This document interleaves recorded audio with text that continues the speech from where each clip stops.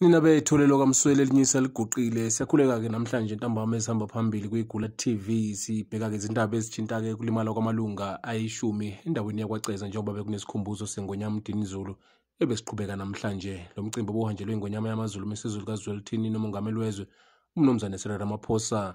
Emva kwemizuzu kokuphela kwalo mcimbi kulimala amalunga alishumi okungaba kuzinsizwa eziyishagalombili kanye nebesifazana ababili. Lokhu kulandela inkulumo kalowo ongqongqoshe wezomnotho KwaZulu-Natal umnumzane Sibonise Duma othintane-ke nondunankulu wesilo umnumzane Thulasizwe Buthelezi. Lokhu-ke kulimala kwalamalunga kubikwa ukuthi-ke kwakhuzwe ngamabutho ukuba wakhumule abodoti bey'kipa zika-African National Congress ebeyigqokile nokugcine-ke selimala njengoba-ke lowo nalowo uthole-ke udume lwengozi.